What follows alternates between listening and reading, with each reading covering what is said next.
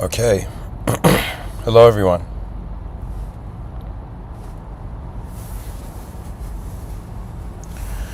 I've had a strange follow up to this episode. I tried sleeping, and a certain circuit of thought, and an idea arose to me, a question that in all these years of giving these talks, I have not been baffled as much as this. I think for me, this is one of the most interesting talks I can give. Usually, since childhood, when it has come to puzzles and problems, I've had the attitude of a sort of, undefeatable conqueror. But last night, I was in my bed, and I was just thinking, and I couldn't sleep. The idea was so complex, and what I'm trying to share in this episode, this is an idea where, to be honest, this episode isn't for the faint of heart. I'm going to be talking about things that are baffling me. Usually I can explain, but I guess it's important, and I'll share. So the reason I said an idea so baffling I couldn't sleep, this is the idea. A question arose to me in my mind. Do you want to even be a being? And this was such a bizarre question. I have challenged myself many times my mind in order to find new angles to the moment, questions the moment, questions the constitution of the moment, the function of the moment, how the animate intelligence is even filling up the space, But the thing that I realized, the thing that was very bizarre, was that my attention, it was as if I was lying down in my bed, waiting to go to sleep, and my mind asked this question from itself. Like, this question arose: do you even want to be a being? And this was such a fascinating question, because it is that not only is the question paradoxical, it's one of the most bizarre questions in existence.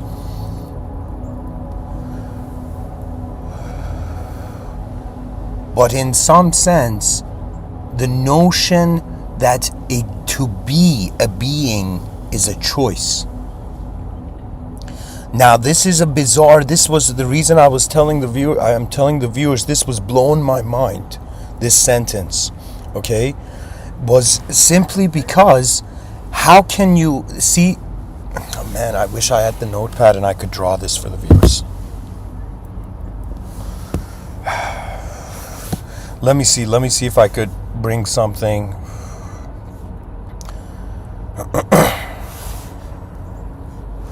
Okay, here. I'll share it like this. So, just for the record, in my opinion, this is the most complex idea I have touched upon in this lifetime. One of the most complex ideas I've ever touched upon. This episode is an attempt of trying to convey it, even though a part of me feels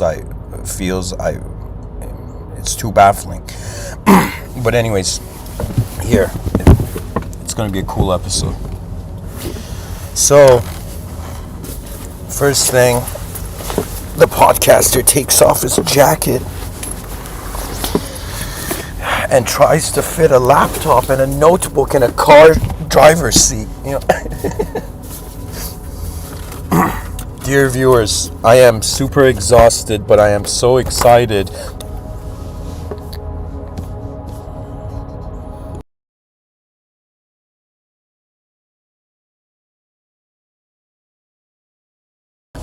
I've brought a notebook here to make it easier for myself, but I might take a picture of it and show it to the viewers after. So, bear with me. Okay, there we go, got the pen. Okay.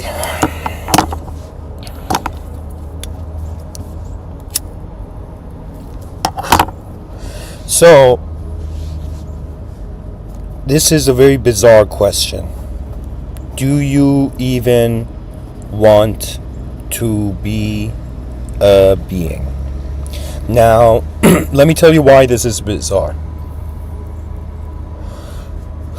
First of all, this question arose to me as if I felt that my moment of being was asking itself. It was as if for a second I felt the world was asking my ego, was asking this attention that is present. It was as if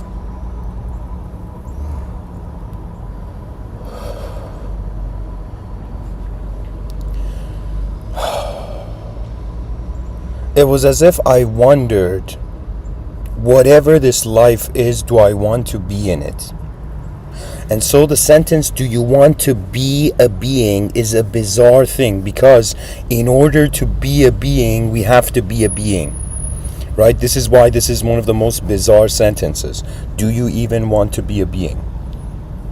Like, can you imagine it? Like, sure, let's say you're somebody who you entertain metaphysics, you entertain, let's say, a sort of otherworldly access behind your eyes, or in your, or what you consider to be your mind's vision, your mind sight. There's a sight that our when our eyes are open, we see, and then there's a sight where we can see with our eyes closed. Whether it's memory, visualization, hearing an audiobook, whatever. So, do you want to be a being?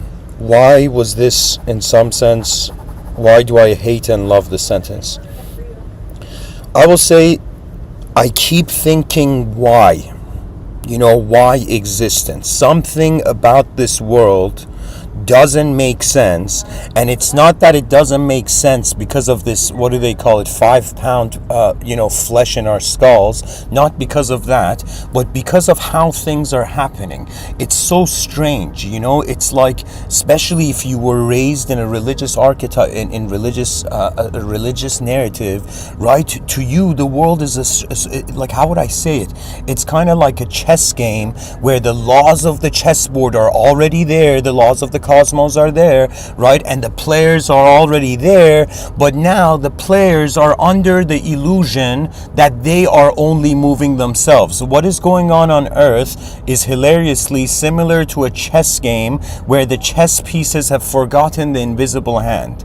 It's hilarious. In economics, we acknowledge an invisible hand, the invisible hand of the market, based on supply and demand, right? But what if there's an invisible hand when it comes to the workings of nature? You see, let me tell you, I scared myself with this question. Look, okay, because I asked myself, why do I want to be a being? And then my mind went to this point where I was like, why is there, like, all the things that are being in my life, why do I want them to be there? And I got this terrifying realization that all the things that we want to be are things that are relating to our energy, right? I last night, I might sound a bit freaked out right now, but let me tell you what it is. I asked myself, like, okay, here, I'll give you an example. Perfect example. Imagine there's a shepherd, okay? And this shepherd has a bunch of sheep, okay? The sheep suddenly realize they are in an organized space. The sheep cannot see the shepherd. Imagine the sheep don't understand the shepherd. Or imagine there's like 10 sheep, and out of the 10 sheep, one of the sheep hears the shepherd, and in some sense the other sheep have to believe in it, and generations pass and the sheep believe that there's a shepherd. But what is the shepherd doing? The shepherd is in some sense feeding. It is feeding the sheep. The shepherd is feeding the sheep, right? And the sheep don't know, but they are headed for the slaughter. What I'm trying to tell viewers is that the scary thing about planet Earth is how it is organized. That is the scary thing. Okay, this wasn't scary. I mean, it's also beautiful. It's also remarkable. But dear viewers, what I'm telling you today is not just a man who has philosophically, broken his context of reality to a point where he's wondering if it's conceivable. But I'll say it this way. Okay, dear viewers.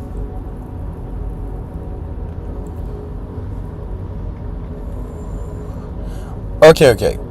Dear viewers, speaking about metaphysics usually. Metaphysics, the word meta means after. I can potentially be, why should I say I hope, I will try to make it happen that, in the future, hopefully, I think the greatest psychologists on earth hopefully will be my friends, I don't know, I have this feeling that some or many may actually suddenly notice what I have been looking at when giving these talks. But anyways, back to the title, guys. My attention drifted. So, do you even want to be a being? So the question came. I was giving you the example of the shepherd. Okay, so listen to what I'm saying, dear viewers, and I'll just calm down so my tone doesn't entice paranoia. What I'm trying to say, dear viewers, is I'm a person who my mind started to ask the question from itself. See, I'm someone who I am aware of different narratives and context to reality. Okay, I know, for example, the monotheistic religious view of what they perceive happens, for example, after death. There's different narratives, okay? There's different contexts. For example, in the yogic and Buddhist perspective, we have a transmigratory soul. In scientific understanding, we have the concept of energy that cannot be created or destroyed, but changes from form to form. And the Buddhists pretty much saw consciousness as a sort of energy that transmigrates from lifetime to lifetime. Me lying down in my bed, wondering through all these different contexts of what happens in reality,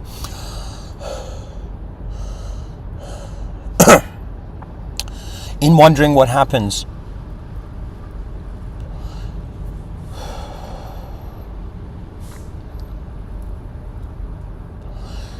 Pretty much what I'm trying to say is I wondered about this view that if I was this eternal intelligence, if I was this sort of energy that surpassed the object and subjective dimensions of reality, do I even need to be a being defined in objective and subjective terms?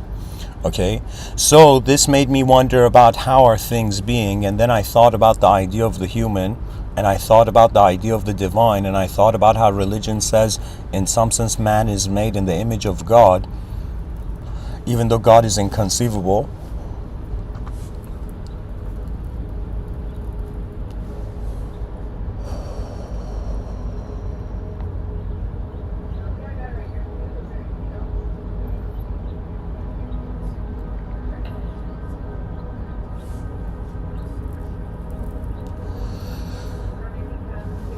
Okay, sorry guys, my attention drifted. What I'm trying to say, I'm going to try to go, right now in my inner realms, there's like 3 different rhythms I could jump to.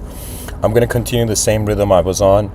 So, I was wondering about, do you even want to be a being? I was questioning my intelligence, and I was like, why am I being a being? Or how are things being? This idea of the shepherd, the reason I was saying it, the reason I had a sense of a sort of strange sense of peculiar fear. Do you know there's a type of fear which is a fear of like pain, suffering, death, and then there's a fear of astonishment, right? As Terence McKenna elegantly said, a fear of fascination, something so beyond your expectation that you fear it, but you're also fascinated by it. It's a sense of awe, actually. So I thought about it. Why does the shepherd shepherd the sheep? Okay, why do human beings, for example, you are a human being, why is the food in your refrigerator in your food? Why is a certain being kept organized? And the reason is most likely it is here to be used. And so I have the sense that perhaps humanity is awakening to this realization that greater dimensions have been interfering. Okay? We could even create a new term and call it interfering, okay? But the fearing is spelled F-E-A-R-I-N-G, okay? And this word I'm coining, interfering, it's suggesting about, in some sense, a fear that arises when something interferes. Interfering. It's an incredible word. Here, we'll add this to the Mr.Within lexicon. So, so anyways, the shepherd is shepherding the sheep because it has a use for it. So to me, something strange in reality is that if something is being preserved and organized by that which is beyond its perception, most likely it is being preserved for a use. And so what does this mean? This doesn't mean human beings are like, less, just like how we eat lesser animals, like we graze the sheep. Like there's cows in Japan where some person massages the cow and makes sure the cow eats the best grass, and at the end the cow is slaughtered, right? And I thought about what if interdimensionally, some dimensions have dared interfere on Earth. Do you see what I'm saying? Let me tell you what the story of humanity is. It's how the universe remembers itself. You see, there's a presence beyond all of us. I have had moments in this lifetime of mine where forces have overpowered me, where literally the pressures against me were so much that I could not rely on my own force. And you know what happens when a human being gets to that moment? They call for the beyond. If you're religious, you call for your Father. You call for the truth. Because what can man do in an unknown world? Our truth is our roar. That's how we become lions. Anytime and when I say our truth, I'm not saying ideological possession, okay? You could give somebody a gun and tell them that's your truth. Go kill everybody, And that's, do you know what I'm saying? When I say, I'm talking about a species in the void. We don't know. Everything is named. We put stickers of letters on everything. And we forgot what it meant to be a true experiential presence in the realm. And those who haven't forgotten, they will in some sense perform. You know what it is? It's pretty much the last dance, right? It's literally a natural being has been attacked, is under siege by unnatural forces. And so what does the natural being do? It reveals its faith. There are some people who have faith, then revelation comes. And there's some who their faith is a revelation. It is an emergence. It is in some sense like a general alone in a battlefield walking towards the enemy's army, and then suddenly behind him his army is there. And that's what's going to happen for the advanced civilization. It's just going to be literally target allocation. So what's going to happen is that I want everybody to think that 8 billion human beings alive in 2023 are in a freaking playground playing with sandcastles.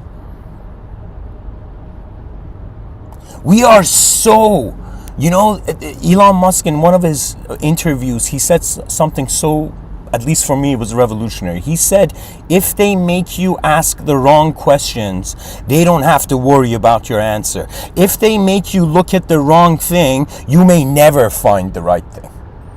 And now imagine designing the context to reality. So you see, there is geniuses. Let me tell you what it is.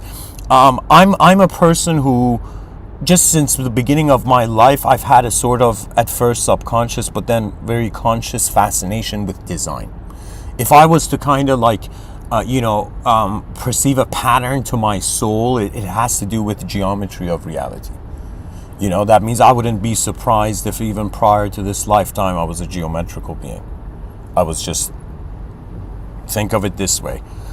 To be a human being is to be a specific geometry in a bigger geometry. To be a geometric being means to be the space where manifestation moves. To be free. Not as if you're looking for truth. As if you're truth looking out. So why was this so bizarre to me? Okay, because I am a person who, even though my personal view is that I believe truth is beyond language. I don't care if you're religious, secular, atheist, theist, agnostic, whatever being you are, you come and tell me truth is this sentence, and I will say, no, that's a message. You know, imagine somebody sending you a text message, right? And instead of you, imagine somebody sending you a text message and saying, meet me at a coffee shop, and instead you not going to the coffee shop and worshiping the text message and making your grandkids read the text message, and everybody reads the text message, but nobody actually went to where the text message was saying. Because what the text message is saying, what most metaphysical systems are trying to do, are trying to make the being aware that it's physical, and then the being asks itself, how am I knowing that I am a physical being right now? And that answer is a non-physical presence. It's an instantaneous being. And so what I feel is going on is right now, Earth is, we think that power is physical. Right now, we think to be a powerful being is to just be physically powerful, financially powerful, even politically powerful. This is not power. This is incredible acting. That means if you begin, whoever you are, I'm not telling you to be a spiritual person, but I'm telling you for one day, press pause on all the beliefs you have had on this story that we co-create with the unknown forces of reality called life. This question, you know, I'm someone who, let me share something with the viewers. You see that most people receive communication from their inner realms, but most people don't communicate back to their inner realms. Do you know? That means most people are at a state, like if you go to the New Age community, you pretty much see like ripe antennas. You don't see conscious beings, actually. You see beings who can notice. You know, you see cups so full to the brim that if the person's ego increases a little bit more, then it suddenly, you know, experience pours into a new dimension. There is something way bigger than any individual's idea, and we are fighting over ideas. What is going on here on this planet? A physical entity is having a subjective representation, and what is meaning? So many psychologists give beautiful lectures on so many different topics, even write books about meaning. But what is meaning? Meaning is invisible.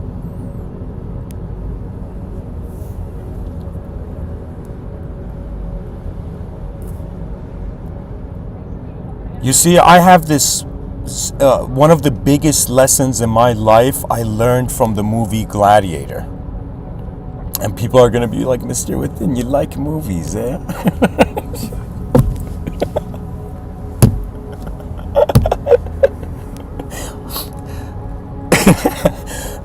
Oh, man. In the movie Gladiator, I think it's a deleted scene, or I could be wrong. Actually, it might not be a deleted scene. There's a scene, the weak emperor, Maximus is chained as this kind of gladiator slave, and he was a general before, right? If you haven't seen the film, it's pretty much this general who's betrayed and becomes a slave, becomes a gladiator, and a gladiator defies an emperor, right? So in there's a scene at the end before Maximus kills the emperor where he's underneath the Colosseum or somewhere, and he's chained up. And then the general, his commander buddy who betrayed him at the beginning of the film, right? At the beginning of the film, he was on his side, but then he betrays him the whole film. And then at the end, he comes up to him and says, Maximus, I'm a soldier. The army is here. I will obey. As if he's saying, I can. Okay, that's okay. I'll keep that for another talk. Okay, somebody remind me later to talk about this.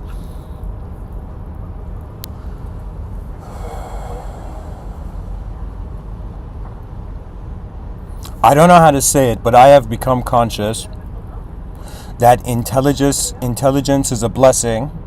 Intelligence is the sharing of vision. And humanity has been in the game of efficient living. Okay?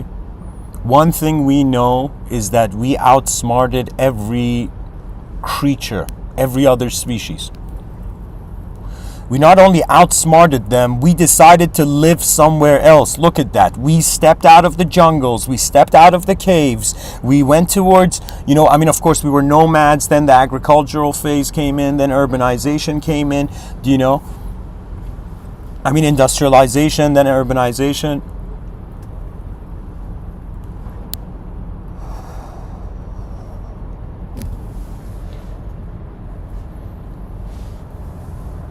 You know what it is?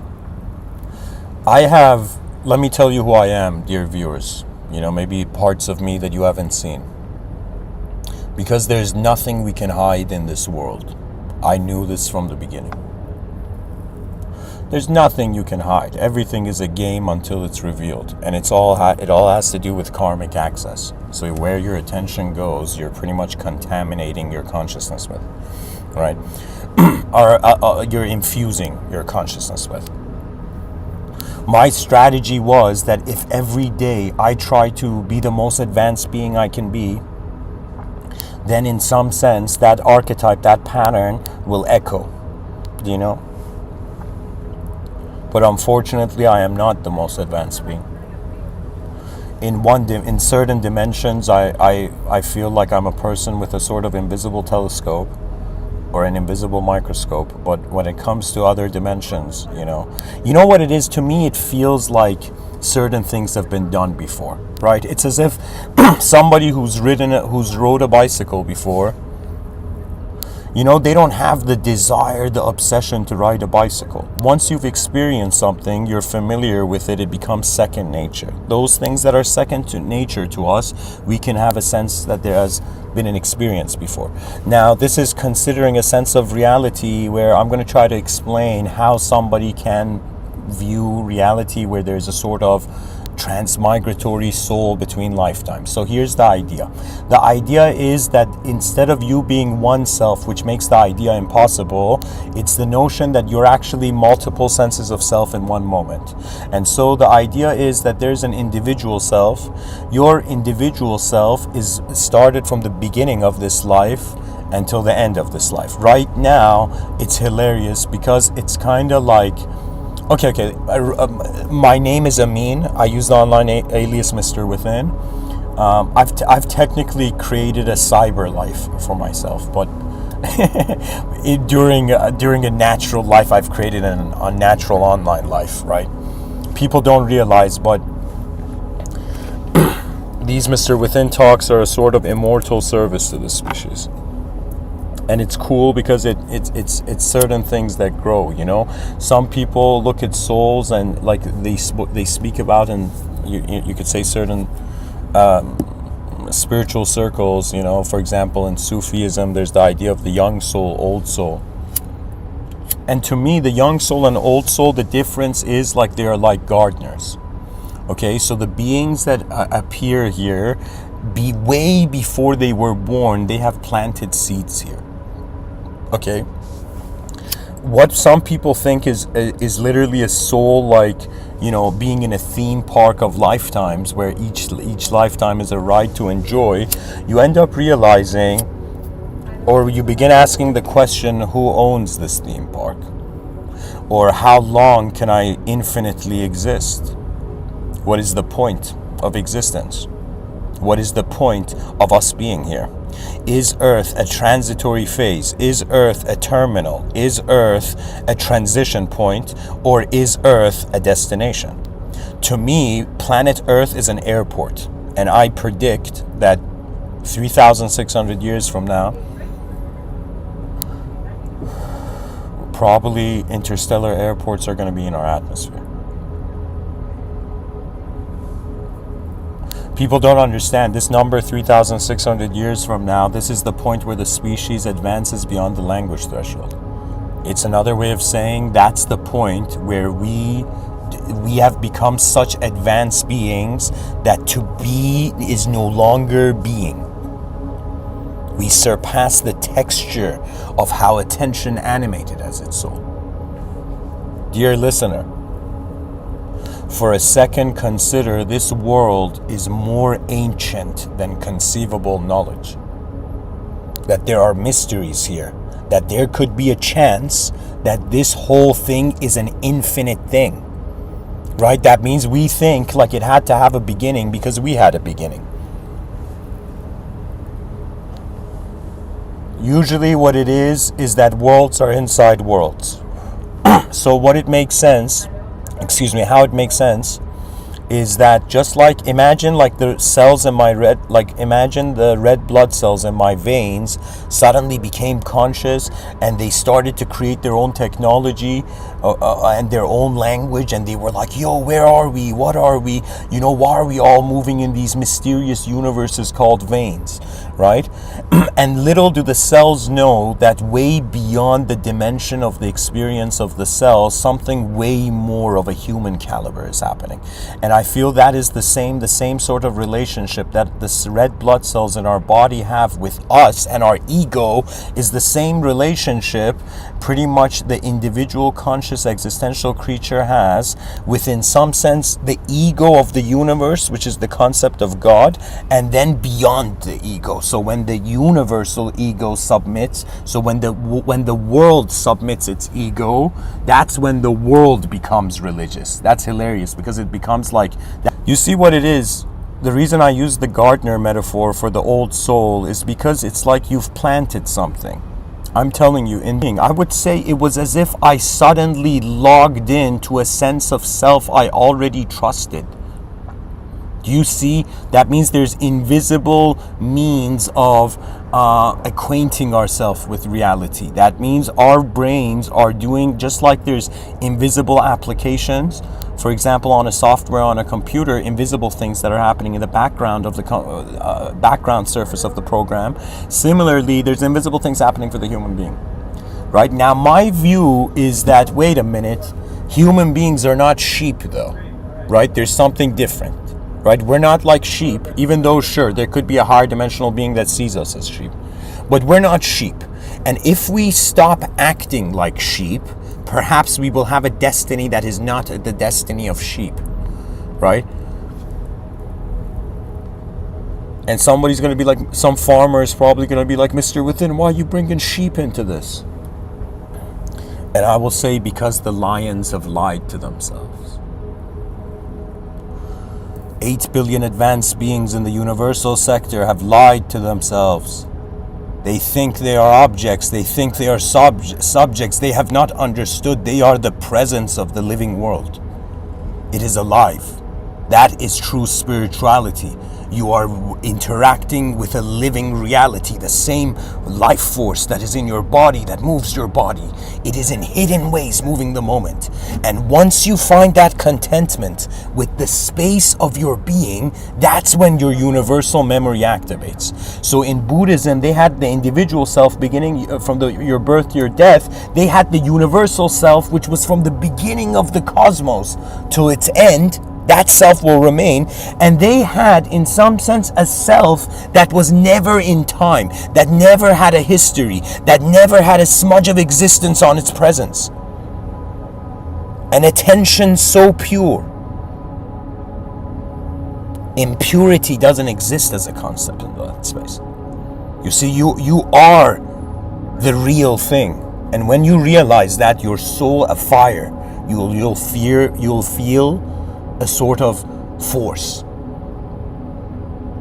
When I give these talks, you think every day I have this sort of force? It is all about just pretty much we wake up and consciousness is like, it looks at reality and it's like, what is valuable, what should remain, and what should move on. That's pretty much what we're doing. Do you know? Every person is waking up and making decisions on what they want to create, what they want to destroy, and what they want to maintain, right? And morality has treated us to a point where we're like, yo, don't do bad things, but many people don't understand what is bad because they haven't had the experience, right? You see, to me, there's a sort of limit. To me, I feel the human brain's like an antenna, and if you go too abstract, it's like you won't catch the signal, right? If you go too real, you don't catch the signal. But if you, as the Buddha said, the middle way, if you become a being that treats the world as your companion. Some people think they're in a lifeless world. Some people, the way the world is being is the ally of their vision. For where is their vision coming from? We are the earth disguised as entities.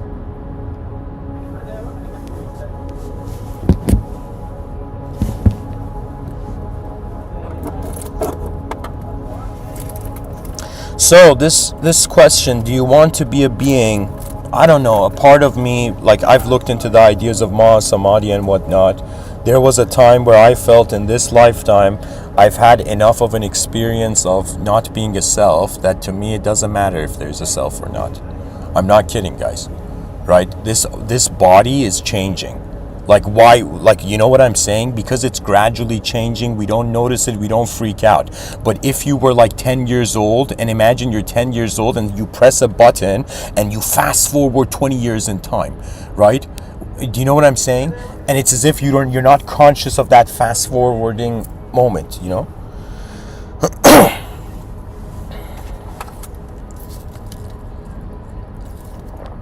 So the thing is, we have strangely been designed to become comfortable with our body changing. Okay?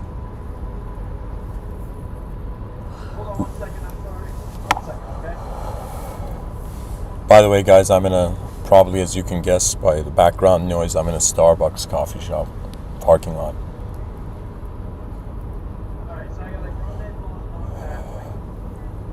You know, my family immigrated from Iran to Canada so I could use these Wi-Fi coffee shops, you know.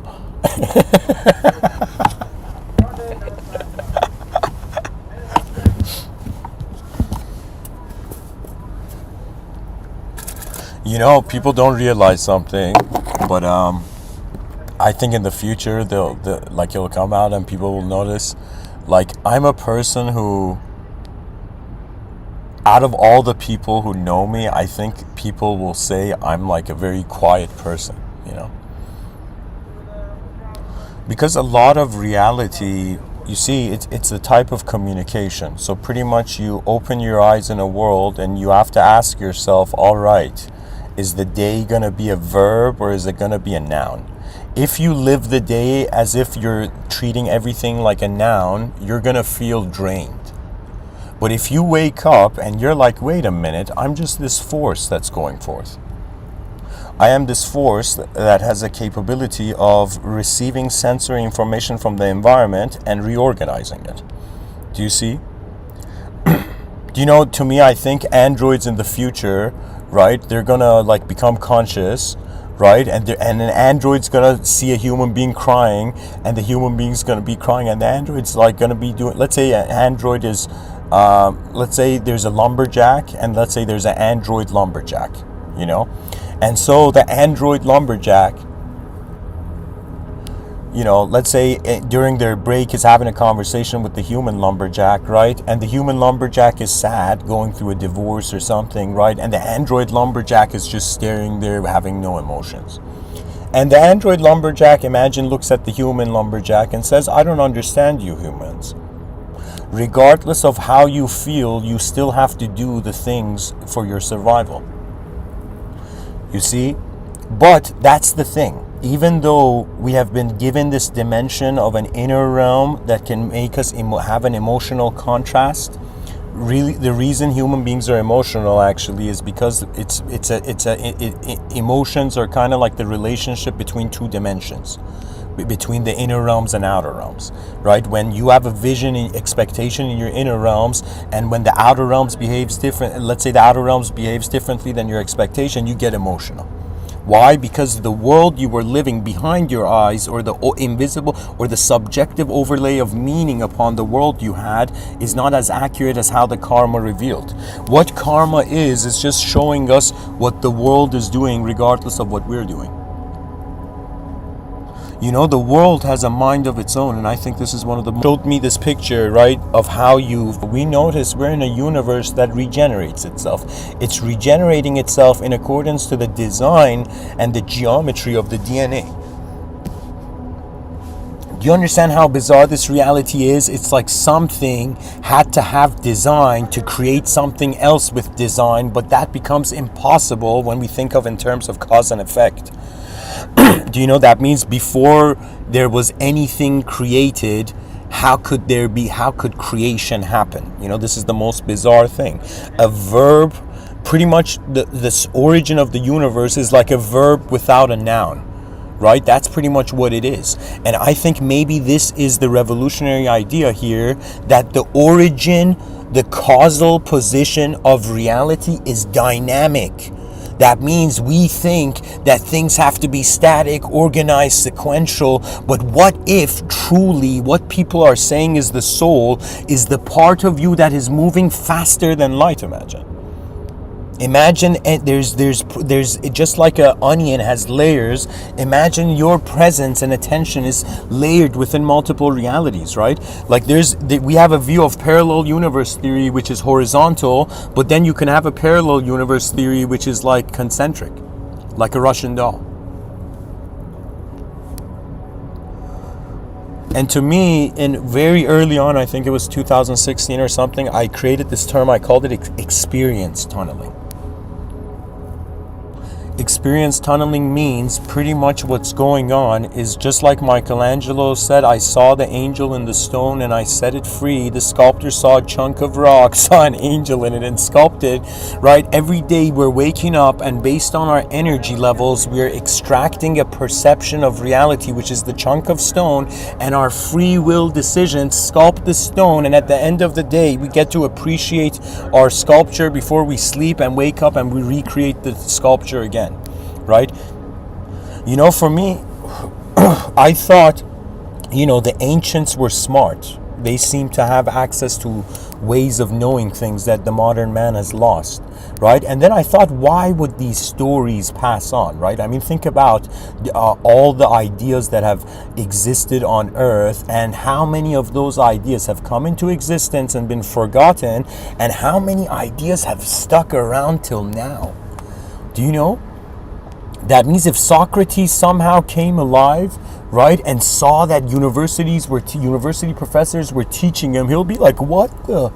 He'd be like, WTF? Like, what are people,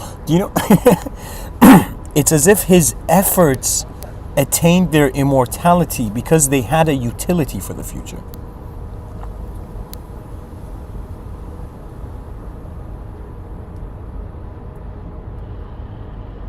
And at least somebody in 2000, like, do you know what I'm saying? Like, somebody alive now is like trying to create some sort of Elder Scrolls or something. The Elder Scrolls of Mr.Within. Can you imagine, like millions of years in the future where everything's like a program?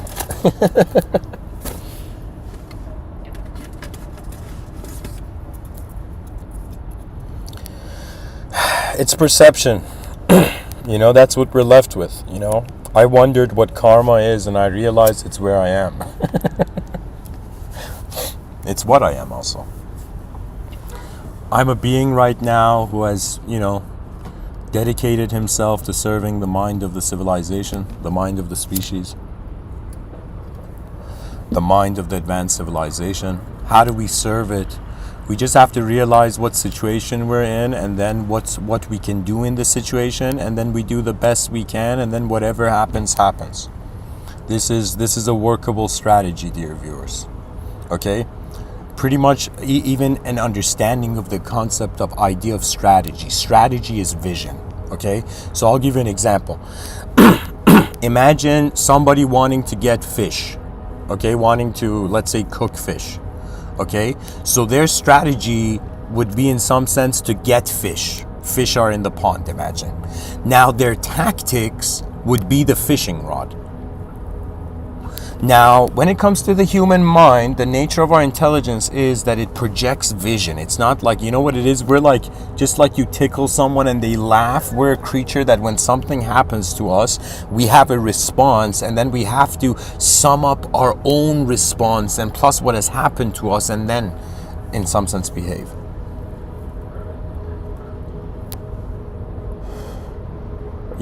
Sometimes I think I'm waiting for a savior, and sometimes I'm thinking, it's as if there's nothing to be saved. Everything's already, it's as if, where did God, from the theological standpoint, where did God make earth? Where? That means if there were only the heavens, the earth is made in the heavens. The simulation is created by the truth. It's another way of saying truth is sponsoring the illusion.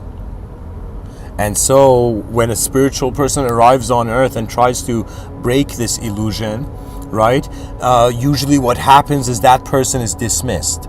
But if somebody came and was like, hey humanity, what if you look in the mirror? You can never, like, do you see the power of looking in a mirror, the power of self-reflection? Now imagine the sort of power of self-reflecting, but you are someone who you're like, okay, before this lifetime, before I exit this conscious reality, I'm gonna figure out what's going on here. Like, what's the point of being here and not knowing where we are? Like, we can't even enjoy the world if we don't know what the world is. We cannot not enjoy ourselves if we don't know what the self is. But the strange, bizarre thing is that the self is dynamic. We have been treating ourselves like nouns, but we have been in certain moments just parts of the movement of the realm. You know, the sky speaks to those who look at the stars long enough. And its stories are timeless.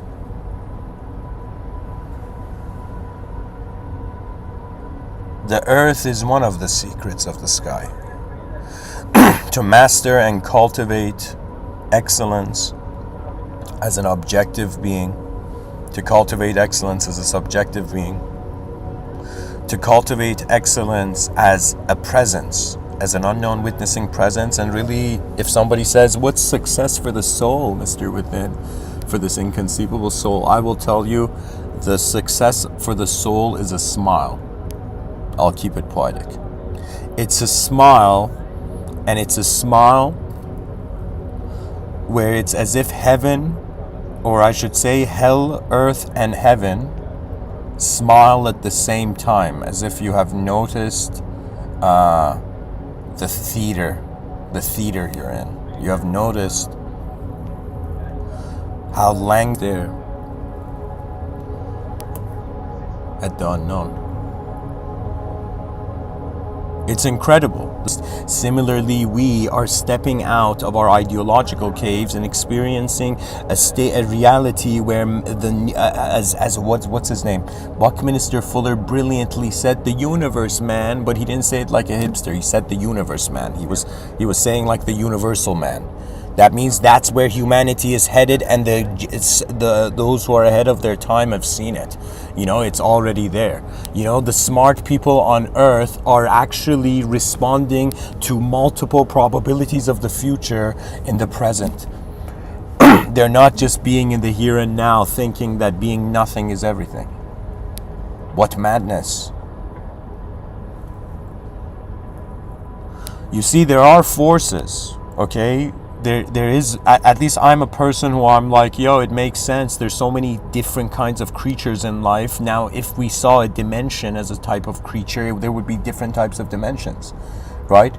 We have concepts even in esotericism, which to some degree lead into the governance of conscious being. But this is pretty much the governance of the soul's authority in the presence of the divine will. So what it means is that those beings that in quotations have spiritual power on earth are beings that have aligned themselves to a sort of power that is happening as an event in the world. Okay? Now, what I'm trying to tell the viewers is that most likely if you're hearing these talks, if out of 8 billion human beings you have heard Mr. Within has, you have heard Mr. Within, you are most likely here, and either you or your descendants are here to, in some sense, advance civilization. It is the greatest honor. You see, there are sometimes things that people ask of you. Okay, there could be things you ask yourself. But the advancement of civilization is something that every being is asking for. You know, that means we don't want a hell loop, a dystopia loop. We don't want a heaven loop, a sort of eternal loop or a utopic loop.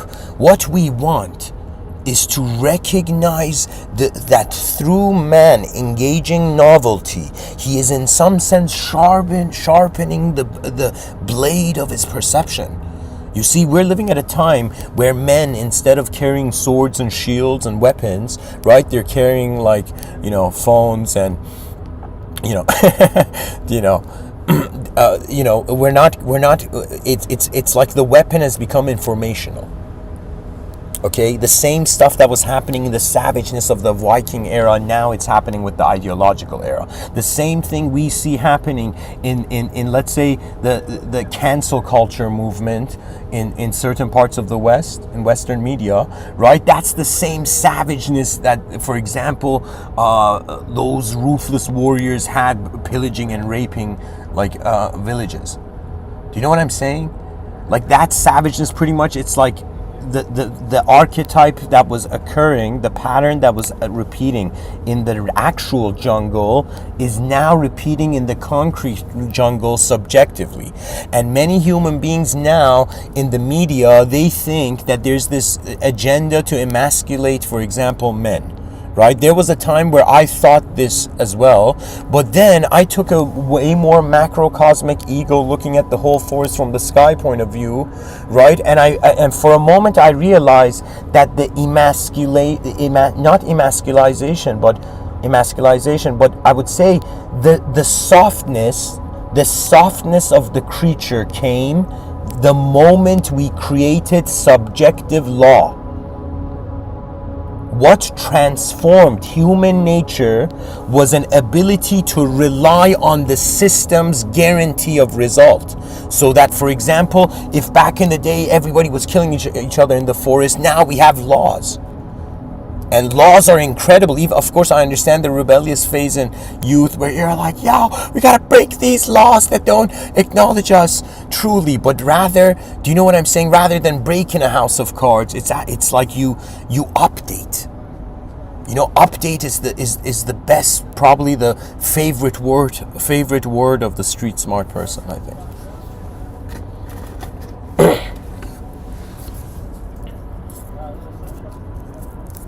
Anyways, what was so baffling, what was so bizarre about this? Pretty much I was like, okay, so if I was to reset my thinking and just be like, what's going on here in this world? And if I had an ability, just like that eagle that flew from the branch of society, culture, and various ideological systems, and conditioning and media and all of this, I would find myself alone in an unknown world. That's when you actually become a being. That's when you actually become a human being. When you realize everybody is alone in a world as an experience of mind. What it means is that you are your world carrier. You are carrying your world. How you carry it is up to you. If you honor your reality, it's up to you. If you honor what's in your reality, it's up to you. As Martin Luther King Jr. beautifully says, hate is too heavy of a burden to carry, something in these lines. Let me find the accurate quote.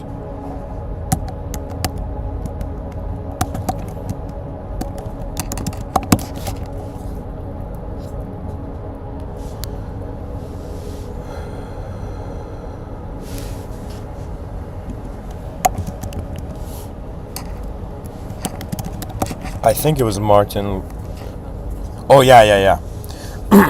So this is one of the most incredible sentences, I think.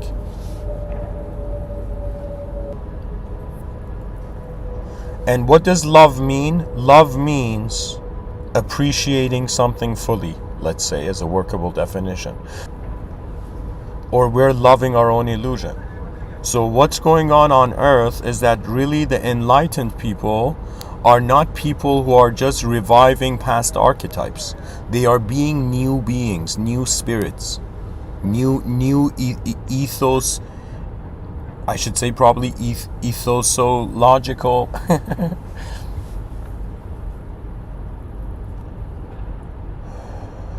It's different patterns. Do you know? It's kind of like every generation, just like matrix codes on a screen, has its own unique codes that the other generations don't. We're living at a time where a new type of humanity and a new type of acknowledgement of humanity is required. You know, Mr.Within is just pointing to what will happen regardless of these talks or not. The advanced civilization will arrive. The advanced people of the past did. You know, God did not create everybody to be the same. We be the new creations of God. Do you understand? We are something that has never existed before. You, whoever you are, you might think you're worthless, but nobody like you has ever existed before. Nobody has the eyes you have, and the strategy you should just read Michel Foucault, you know. But there's so many different type of systems of power that at some point the human being is like, what is this? Do I rely on myself? Do I rely on others, on heroes, on idols? Do I rely on God? Do I rely on this? Do I rely on that? And at some point you'll notice that you're in an all-you-can-eat ideological buffet, and you're staring at all the ways you can function and all the different archetypes like Iron Man suits you can animate in. Believe it or not, it's the quality of your inner realms. Every person you see, I learned this actually hilariously from this show called Shark Tank, where there was a person in there who I personally, I don't know, I didn't like, but he said something very wise.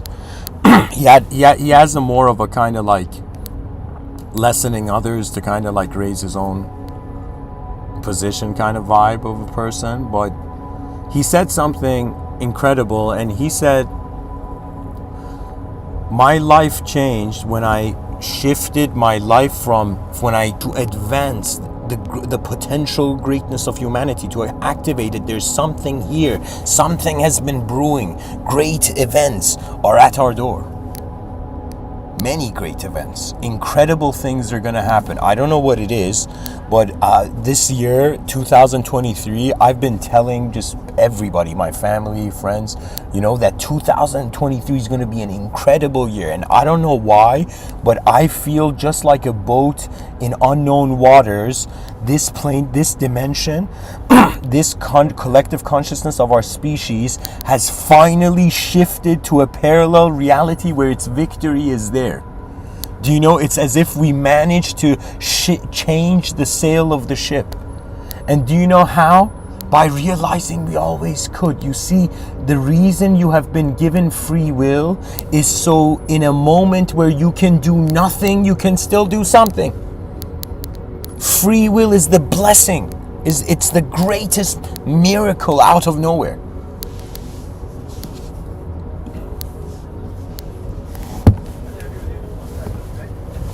Anyways,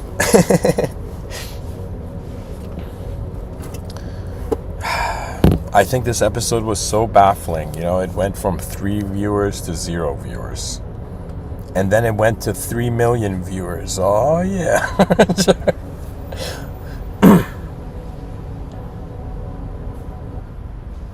You know, guys, the cool thing about being alone is that you're used to it already. Oh, man. Actually, I am honored, you know, if any type of conscious being actually in the universal sector hears this. You know, I don't know, this year, it's been a very unique year for me. I've been contemplating the concept of death. I've been contemplating the concept of life. I've been wondering if if death is even possible, or if life is even possible. To me, reality seems like a puzzle. And if anybody tells you it's not, they haven't looked at it, okay? This world is really big, and it seems to be made for something bigger than us, right?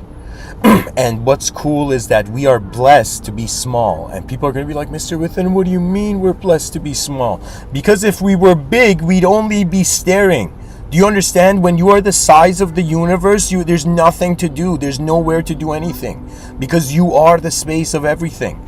And so many beings feel that they, from lower levels, come to higher levels, rather than realizing that those who have gone to higher levels at any time can come to the lower levels. What you have experienced has been welcomed in the domain and in the palace of your mind. And who sits in the throne? And when you realize it never was an ego, that's when you will bow to the living earth, to the inconceivable force, that there is something here that is holding it. Do you see? Like, do you know, I'm personally not a polytheist. You know, for me, like, you know, there's nothing, like, to me, God is so inconceivable that it can't even be a concept. That's the honesty I had to decide for myself, you know?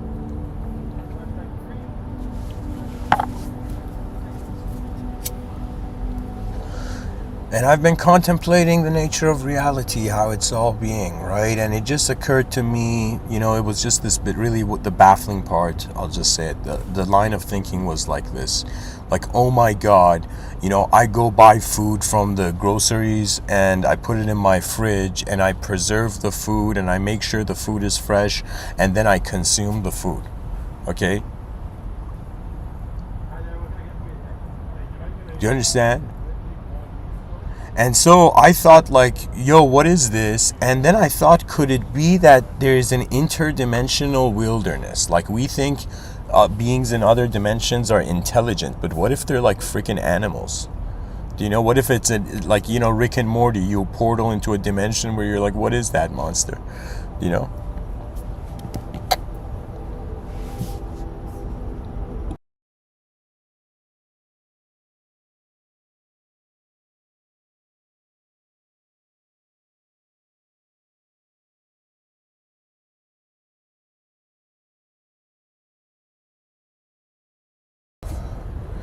By the way, I apologize if, you know, this episode was a bit suddenly too heavy for some viewers, but that's the nature of life. Like, you know, some people think depression exists, but you know what exists before depression?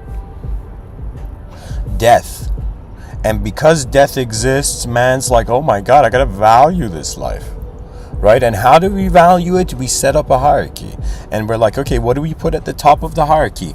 And the issue has been that we have put, like, desire over efficiency, over advancement, right? So let me tell you what it is. People are going to think this is bizarre, but when the ancient sages said there are no accidents, there really isn't, because the human being can self-correct.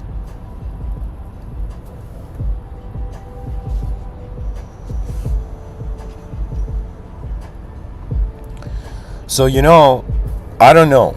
I don't know when that moment's going to come when I'm going to, as the poet Hafez very beautifully says from 700 years ago, one regret, dear earth, I wish not to have on my deathbed is that I did not kiss you enough. Right? And what he means is that one regret, dear world, I wish not to have is that I did not realize your true beauty, your true magnificence. You see, it's not just about truth, it's also beauty too, right? And because religion has, let's say, a more beautiful imagery than science, right? So I think that's the reasoning of the allure, right?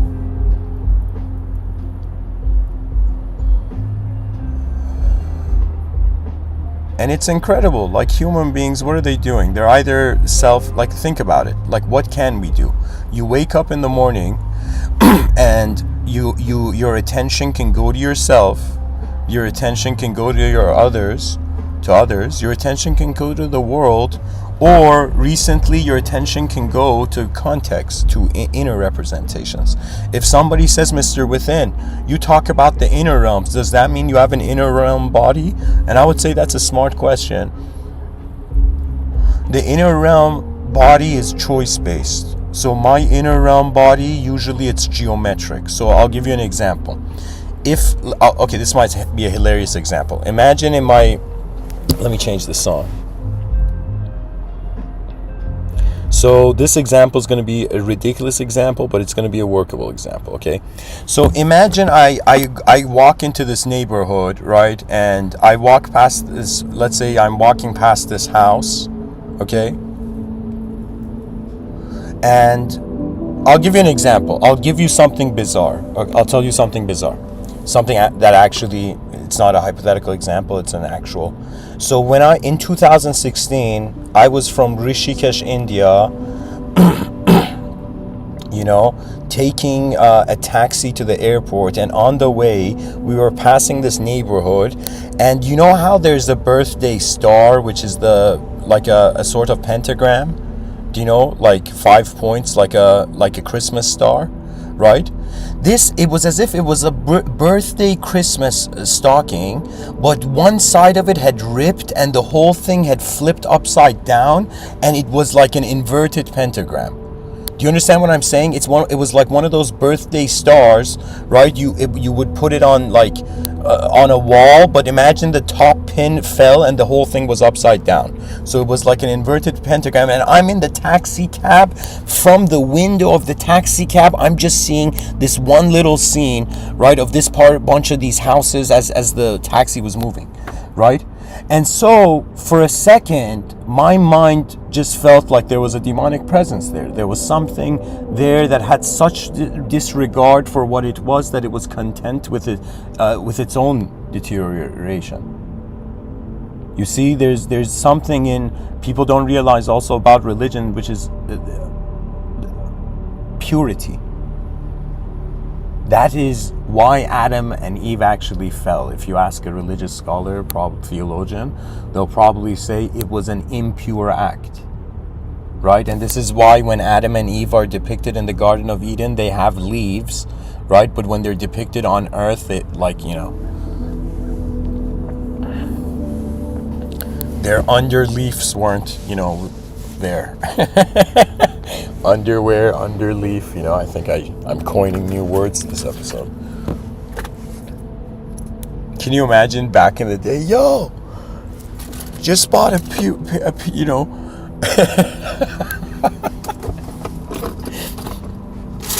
you know, sometimes I've thought about, like, you know, the Canadian depiction of the Garden of Adam and Eve, and it's like a maple leaf.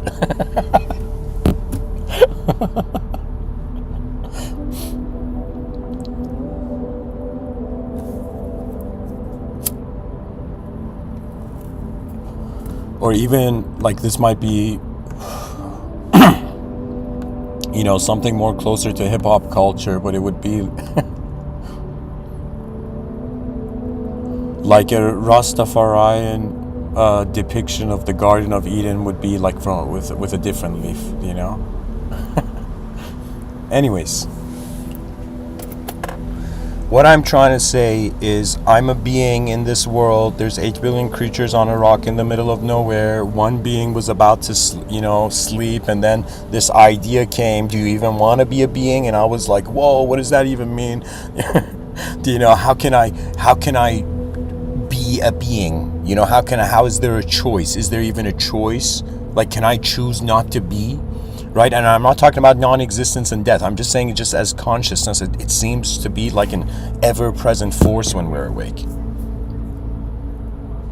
Do you understand? It's like I feel like a candle right now, and I feel like the energy of my body is like the glow of my candle. Right? Like all those people who saw auras in the New Age community, and people were like, yo, this person is a freak. Do you know? I mean, it makes sense, right? That if you look at the human being in an infrared version, there's an aura, right? And it could be that the aura is temperature, or it could be electromagnetic, right? Or if you were a yogi, you'd have 7 sort of layers of auras, and I don't know, some beings are different, you know? There was a time where my mind hilariously thought my aura was like 100 kilometers, and I'm like, yeah, okay, that's too much ego. Yeah. It's like, yo, I can't see that person's aura because we're all inside us.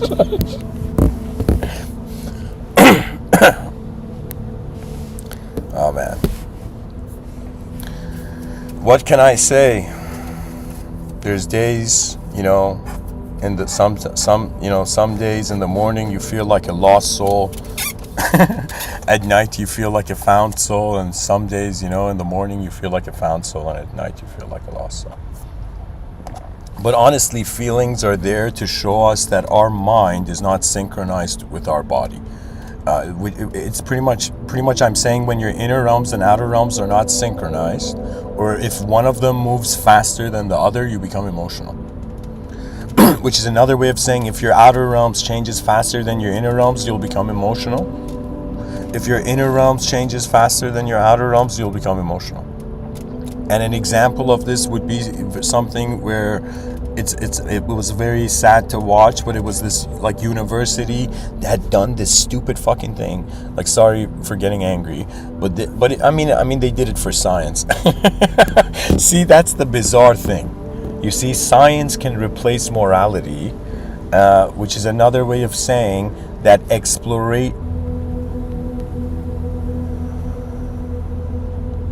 because the thing about science is we don't know how dangerous the laws of nature are. And we also don't know how to interpret them if they're intelligent in ways that are dehumanized, that are beyond human ways of comprehension. I don't know, but to me, I was like, why should there be a logos? Why should there be an invisible guiding force guiding all the scholars in human history to leading man towards a sort of ascension beyond a sort of mind-forged linguistic cage?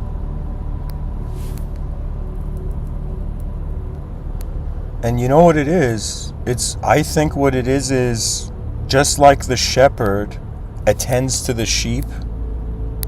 I think similarly, we are being shepherded.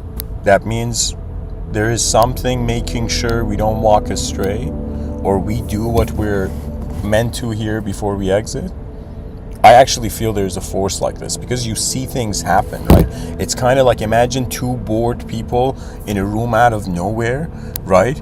And they're bored and nothing happens and there's nothing originating from their inner realm, so suddenly a bird hits the window accidentally and flies off and they both laugh. Do you understand? It's as if like when you don't have a preference, the world has to fulfill the karma, right? It has to be, that is the presence of these lectures. They're not just for me. Do you know, I feel it. When I give these talks, people are going to think like this is some like poetry, Mr. Within, and I'll be like, sure.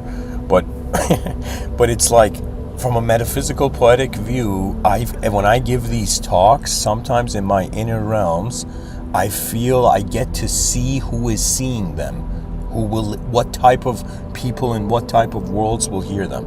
Not all of it, right? But sometimes I have a feeling. Because the way the words arise in my inner realms, it's kind of like, imagine a person just sitting somewhere and being like, all right, if the brain's an antenna, I'll just lie, just sit, do nothing, and just watch the moment. And when you watch the moment, you actually realize your inner realms are moving. A lot of people think they are a mind, but the mind is like a river. Right? And consciousness is like you get a glass and you like put it in the river and you fill the glass.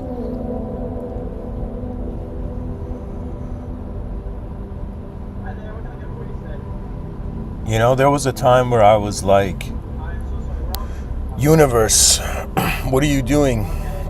Why have you tried to take me to the edge of subjectivity? And I think the reason is because we need abilities that will be unlocked selflessly.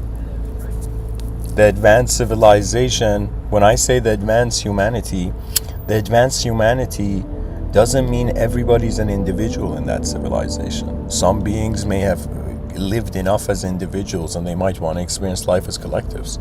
Just like imagine there's a storm and there's, kind villager people in movies who like let the traveler, the protagonist, to have like shelter, through the storm. Similarly, in the future, I don't know if economical wealth is going to be there at that point or it's just going to be digital points, but like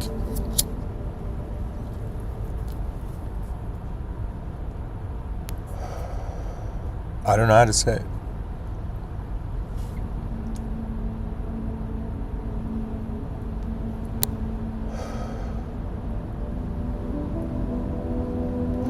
But what I can see from the future is that all the things we fear now, certain technologies will come that will make our fears unnecessary.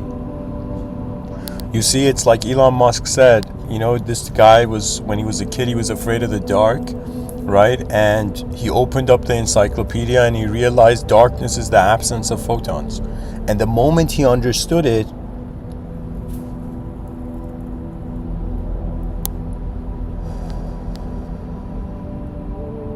the fear did not exist because something else occupied the mind. Where before it was like fear of an abstract question mark, then it became fulfilled with the structure of reality, with what was actually there.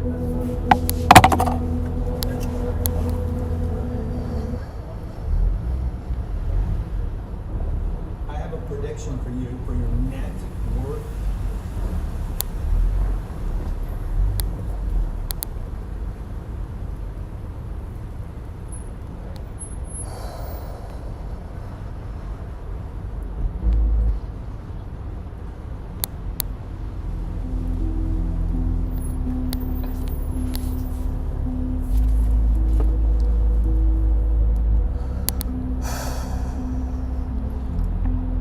How long can the poet stare at an unknown sky?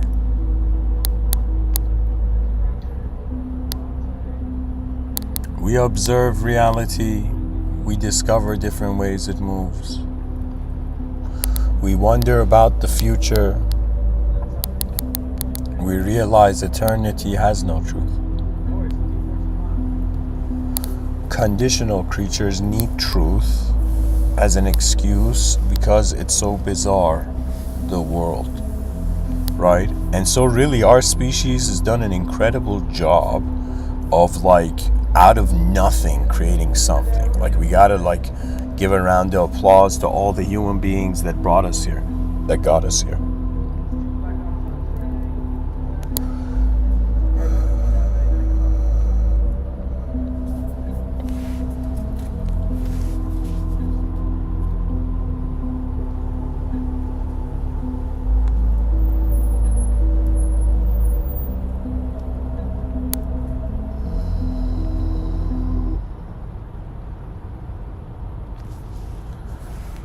Okay. Okay, 1 hour, 20 minutes. I don't know, I think there's more to say, but at the same time, I don't know what else I could say. The idea was baffling because for the first time in my life as a human being, I was questioning if to be something was a choice. And you look at in all this Enlightenment literature, Eastern Enlightenment literature, or even in Western Enlightenment literature, that man was just seeking and trying to attain a higher ideal. Man was trying to attain the perfection of the gods. It was as if Earth for the ancients was the shadow of a lesser world, and they were looking to be the light. And if those ancients were incapable then they are capable now. Your eyes, there's a potential that the eyes of your eyes has no beginning. That what is actually speaking here is not a name. It is not a story in language, right?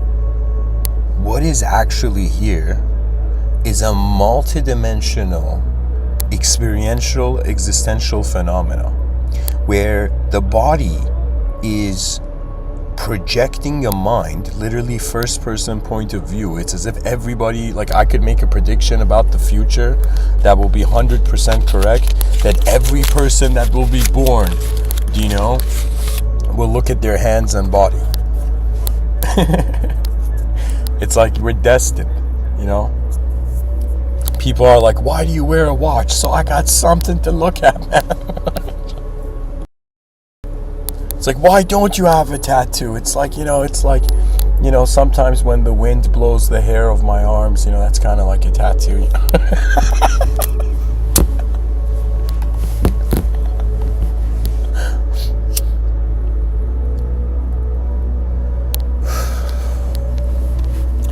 On a serious note, I mean, I'm trying to think the ontological point of view. This, if we were to try to know what really existence is, it's nature. I reached a point where it was as if my personality was wondering not why it's being a person, like that's all an event of nature, but why it's being at all. Do you see what I'm saying? That's one of the most bizarre and transcendental ideas the human mind can attempt to grasp, right? This is why I'm saying something like that it fascinated me, and at the same time there was a sense of fear. There was a sense of fear because it's as if something is helping mankind for free. Do you know what I'm saying? They usually say if somebody wants to give you a favor out of nowhere, it's like don't accept it, right? Business opportunities are different, but I'm saying like, if somebody wants to help you out of nowhere, or if somebody you don't know suddenly is nice to you, guess what? You're it's like you're about to step in some trap,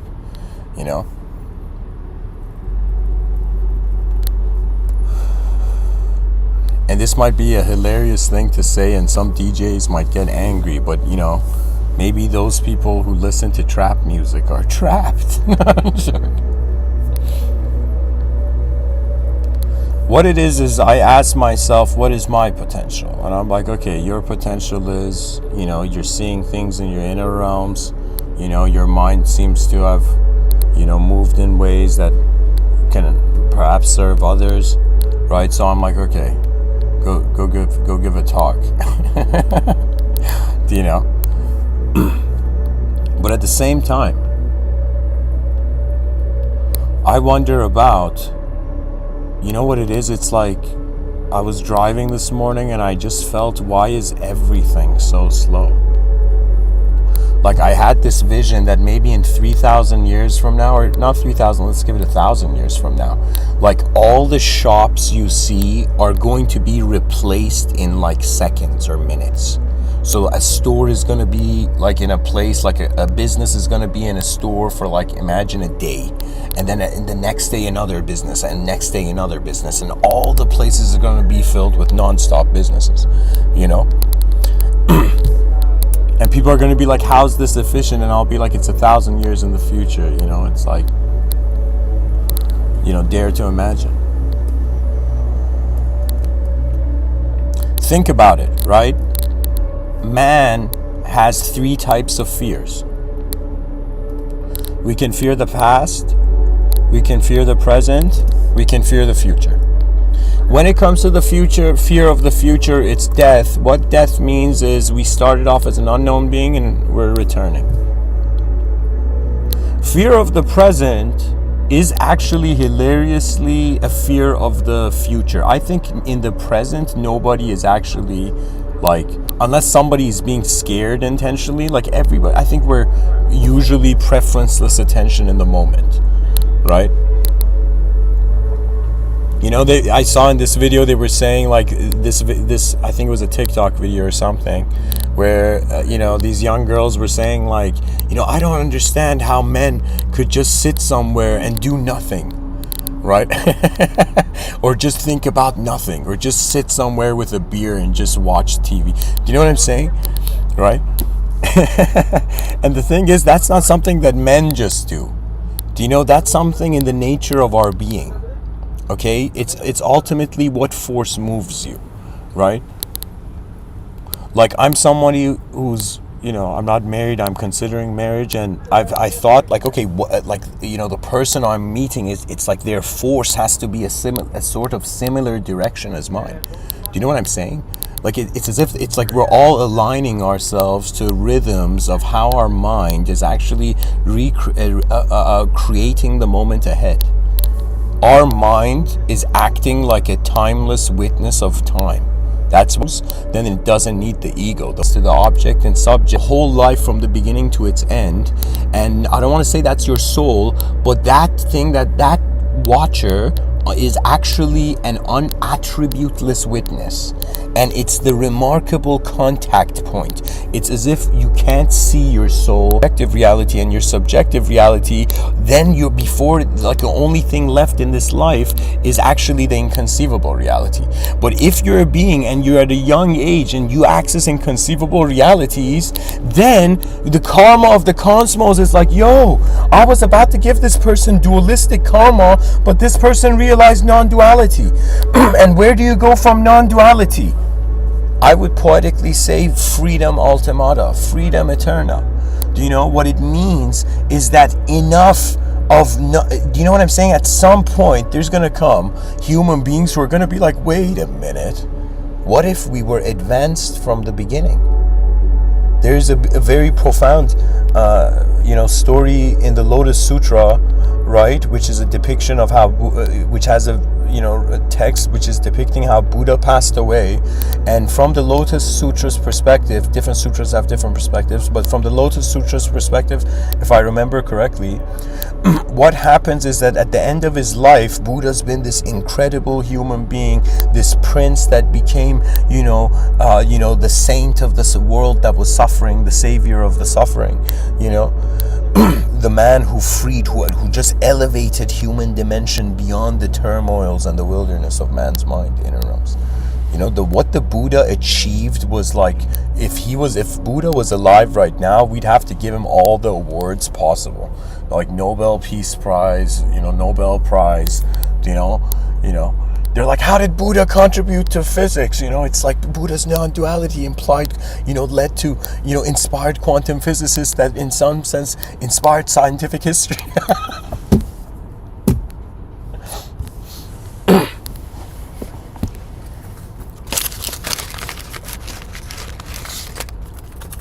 What can I say?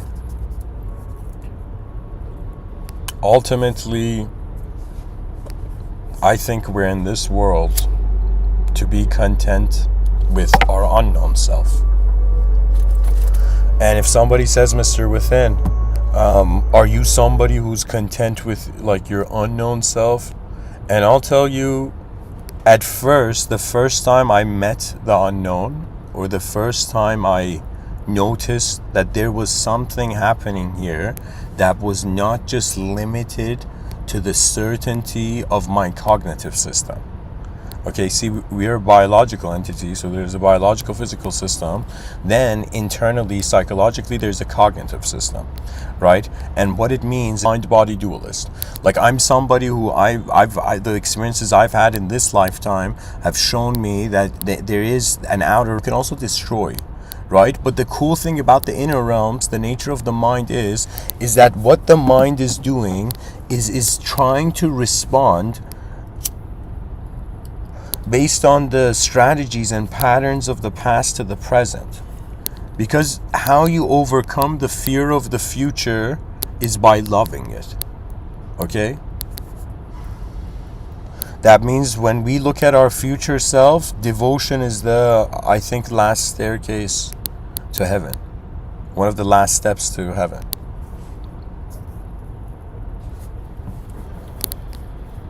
I don't know what it is, but of course there's something else here. Every human being there's a different behavioral engine. It's like when I was young, basic computer science that would explain pretty much, there's fucking hardware and there's software. Now be a good kid and play with this program for like the whole year,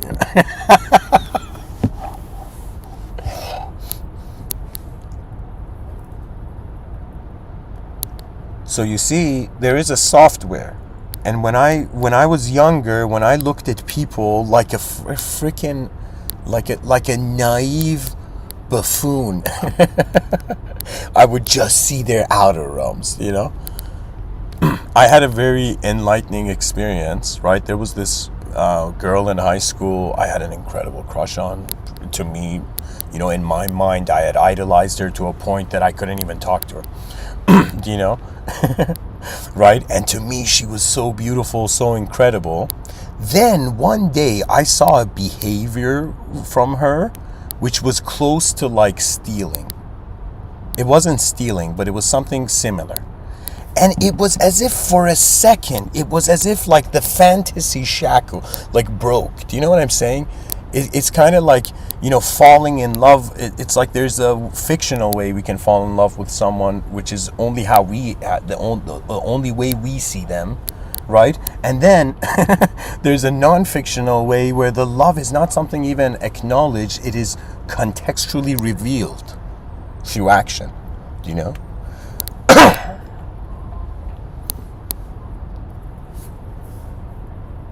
What I know is that, I was like, okay, let me be egotistical. Let me for a second act, okay? Even though I'm not, I'm just some podcaster, in Etobicoke, Canada, giving a talk outside of a Starbucks coffee shop,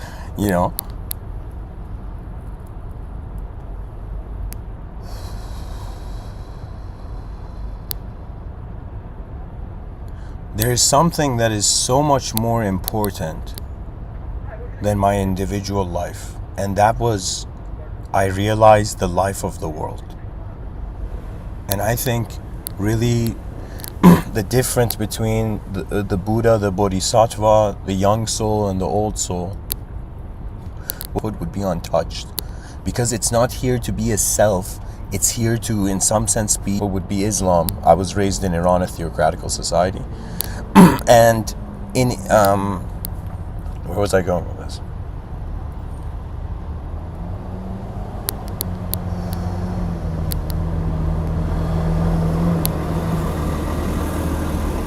Distracted.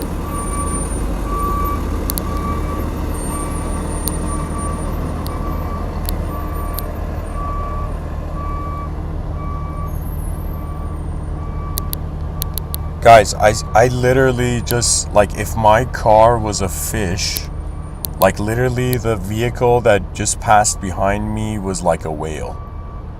And it did like a 3-point ridiculous, oh my god.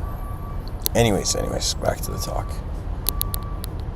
I don't want to rewind this. If anybody remembers where I left off, right in the chat section. My attention drifted, so I'll just jump into the rhythm again. You see, our relationship with the future is our relationship with the purpose of our mind. We are noticing there's a subjective dimension where there's meaning, and then there's an objective dimension where there's the form, right? And there's different forms of meaning, right? And there's different DNA, right? The fact that even we can understand the same things and agree is like a miracle. It's like a bunch of mirages in the desert, like shaking hands, That means, to be honest, this is the hilarious thing. When it comes to our physical life, we have to preserve a natural organism's lifestyle. When it comes to our non-physical subjective life,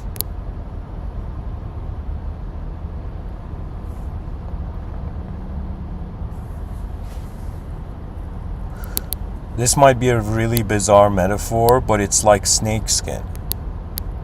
Ego is like snakeskin. Everywhere you move, the self that is there in the moment has to change. Why? Because new information, new angles of perception is attained. I was given a talk once, and there was a bird on a branch, like a sparrow, and I was like zooming in on the sparrow as I was giving the talk, and the sparrow's head was scanning the environment like a ninja. Like, I think people don't realize the neck movement of birds, the reflex of neck movement of birds, like that was their evolutionary strategy. People think that it was just the wings that gave them the benefit. The sparrow, literally, it was like a camera. Imagine a very fast camera, surveillance camera, looking left, suddenly front, right, diagonal, top. Do you know what I'm saying? And literally the head of this bird was literally ding, ding, ding, ding, ding, like looking everywhere. Do you know? And I was like, yo, every angle that the head of this bird changes, the brain is receiving another imprint. That means when I look left, brain is like, yo, that's what the world looks like. And when I look right, the brain's like, yo, this is what the world looks like. And when I look in the middle, yo, this is what's connecting the whole. You see, when it comes to our subjective life, I don't know why, but I was like, why would we have mouths and ears? Why would we have fingers to write and in some sense read? We are actually, it seems that something that had lived for, let's say, millions of years through savage animalistic wilderness and, let's say, traditional, let's say, alpha archetypes, right? Savage archetypes, like let's say powerful archetypes, right? Now what's happening, it's kind of like, you know, it's like the human species is like, okay, we behave like animals and we showed off our toughness, and like for how long can we show off our toughness, and for how long can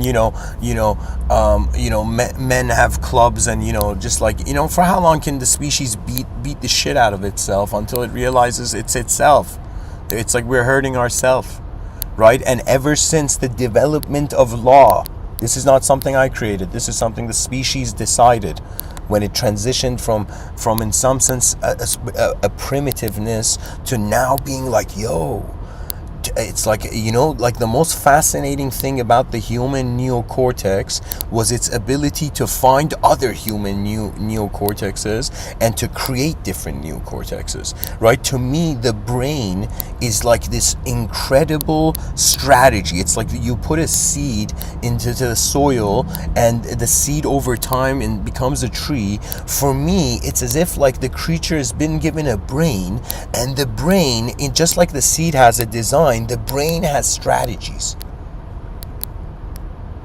And so really what is going on is we think we're just being one person throughout the day, but we're actually, if you zoom into it and slow it down like a movie, you're going to notice, just like that sparrow, our attention, way more complex than the sparrow, internally shifts to multiple ways, right? Like I don't know how to say this, guys, but there's been times where I've had an intuitive sense that I've wondered, how have I had this? And I've realized, because I don't have an idea of myself in my inner realms, right, as my natural state, I get to see the unnatural first, right? And it's as if all those people who act good and saintly, they're like, why do I always see evil? Why? Because you're the counter archetype. This doesn't mean you should be evil. This means that you're alive once to be a being that has never existed before. Morality is old school. In the future, it would just be efficiency and inefficiency, and this efficiency and inefficiency would be calculated in accordance to a sort of as many spiraling angles of perception to the moment possible. The future is going to be a lot of data processing, and the data processing is going to fix this, right? So imagine as the species matures, right, it has the option of trusting itself or not trusting itself, and the logical thing is to trust whatever this is. Right? Sure, somebody could be like, yo, evil people are running the world. I'll be like, whatever. It's like we have to trust what this is. We have to go along with what it is. This doesn't mean we got to be rebels, but we have to have an understanding of what is the smartest strategy for a temporary being inside the space-time continuum. Right? And when elitists and all the powerful people and in the planet are like, yo, Mr.Within just said, if we look at, in some sense, the value of consciousness in space-time continuum, people don't need to be slaves. People don't need to, the ego of pharaohs is unnecessary. Why? Because the advanced humanity has work to do. You see, the idea is not to lessen others and elevate ourselves. The idea is to actually be so advanced that others have to be advanced to access you. Do you see? I think that's the style. This doesn't mean you become ignorant, right? So, like, I'll give you an example. Imagine you're a billionaire, right? I'll tell you this, something hilarious, right? I had a sales job. I usually don't talk about anything about work. My grandfather had this thing. He had said that, separate work, from, like when he would come home, he would say, when you take off your hat and you put your coat, on the coat rack, that's when you stop being a businessman and you become a family man inside the house, right? He had that kind of philosophy.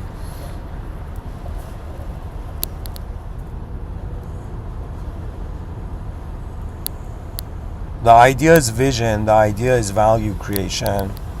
The idea is like, sure, there's win-lose, let's say there's lose-lose, there's win-lose, right? And then there's win-win.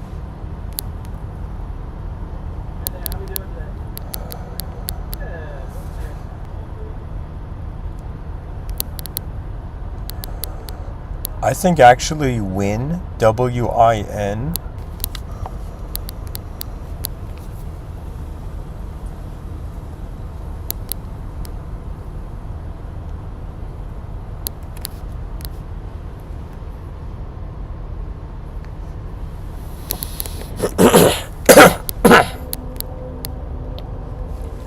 okay, final words to end this off. Dear viewers, to summarize, pretty much I had this idea of, do you want to even be a being?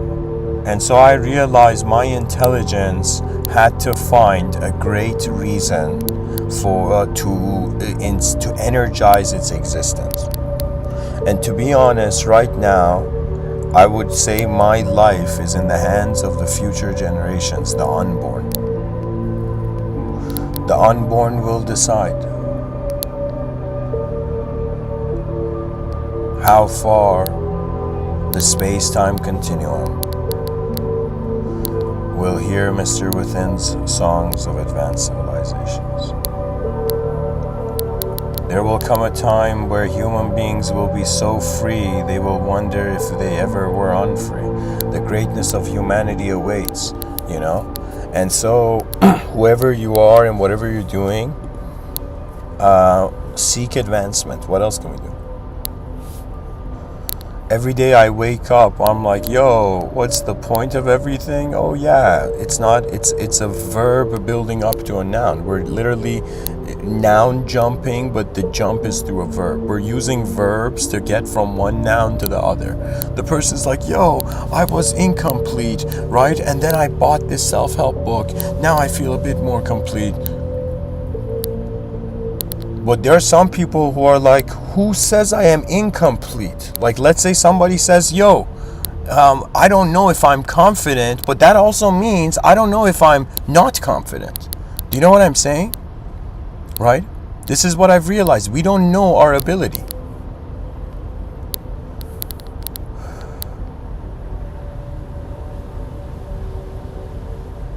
Once in my life, in Iran, when I was, how can I tell you? Whatever. The world is bigger than our eyes, and perhaps the world is our greatest teacher. Those who learn from the world, it's as if they're those who are like just trying to, communicate with truth through a phone call, right? And those people who learn from books or others and teachings, those are people who are trying to, communicate with truth through a text message. For me, I would say something that many religious people don't do, but I would say journal your prayers. Journal your prayers. I don't do this personally. But the reason I'm telling people to do this, right? Because for me, I remember my prayers. But like, if you can't, I'm saying you can journal them. But what it is pretty much moments where the person realizes, like, yo, who am I? I'm just, a skeleton, and there's this,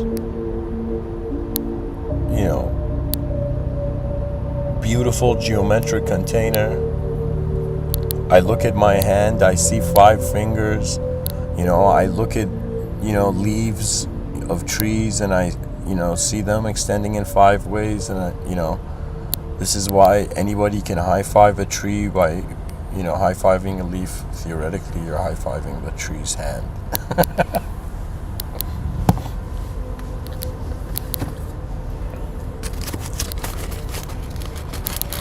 If trees, my God, if oh my God, I'm gonna add this to my science fiction. Trees where the branches are hands. How next level would that be?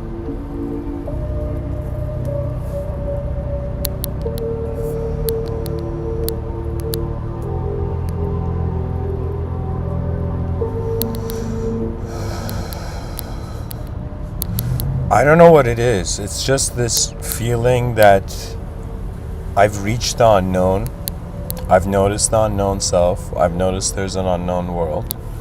I've noticed to some degree the limits of my ability, and when you notice your limitations, you either try to break them, or you just kind of stay there, right? Like you watch your limitation.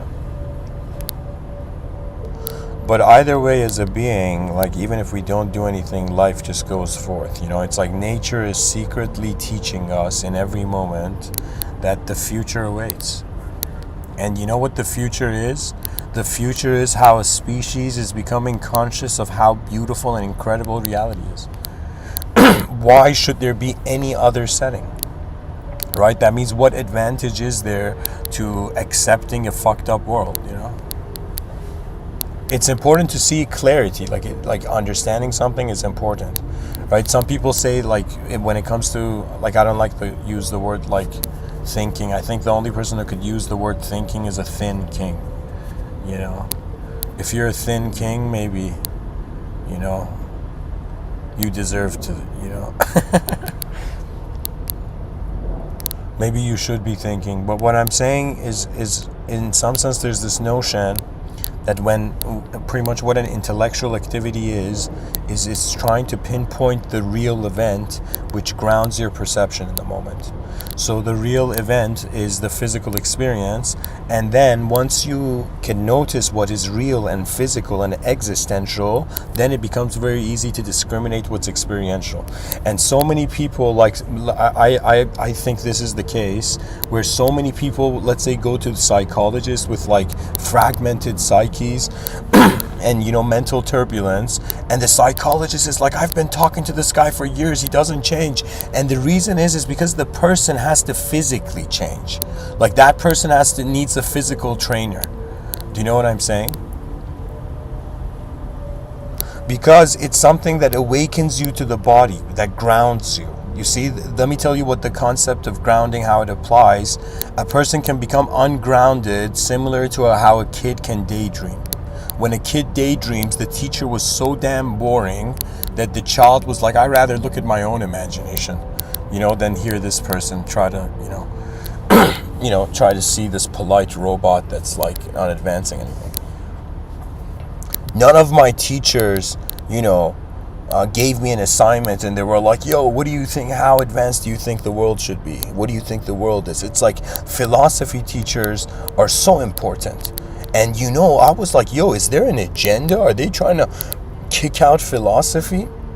Are the analytical philosophers acting as a Trojan horse for the limited abstract perspectives of the, let's say, scientific community? Do you know what I'm saying? That means it's to me, there's a sort of arrogance, right? But I mean, what else can you do? People are people. It's like, imagine a person goes to a garden with a bunch of flowers. It's like, why aren't you all roses? It's like, yo, in this book it said we all need to be roses. It's like, no, we already are the greatness that we were created. You see, this is the great clue of religion. This is Mr. Within's personal view on theology.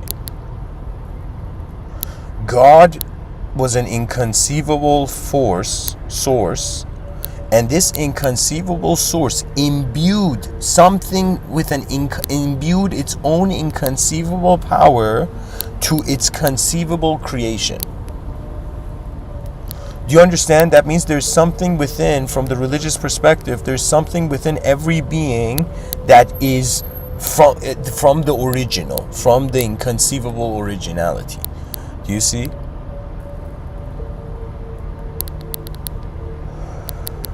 And so this is the idea where the soul is the inconceivable power of the divine will, right? And there could be so many beings in so many dimensions, and I apologize if this suddenly empties the lesser dimensions and elevates them. It doesn't matter what kind of being you are, in what dimension you are, and where you are. You will at some point realize the greatest act of consciousness is to see something so amazing that love becomes the best. Like, can I say it? Love is such a complex idea, even though very simple. But a person can be in love with their self. That's a narcissist. That person can be in love with others. That could be a selfless person. And if there's a person who's in love with their world, and they call this a universal being, right? And really, what is it in this life, dear viewer, ask yourself, that fascinates you to actually move as a life force, right? So what it is even though I use the metaphor of sheep and the shepherd, it's weird, because the fence it's as if the fence of the sheep, for the sheep, is a free world where you could do so many things in it. Do you know what it is? It's kind of like a higher dimensional being gave us a lesser dimension, so we stop arguing with it. Do you know what I'm saying? You see in movies the rich guy, whether it's a mafia movie or something, a celebrity movie or something, right? The person's like, all right, man, here, take this money, and just go about your day. Nothing happened.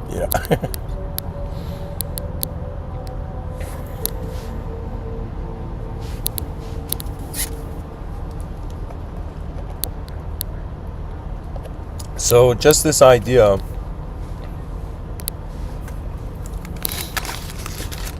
of, do we even want to be beings? And if you listen to media, see, you're a creature of attention. What that means is, think of your mind, think of your brain and eyes, like your attention, as a spotlight, and think of the world as unknown terra incognita, uncharted territory. And so where your spotlight goes, the limits of your attention to reality become the context of your reality.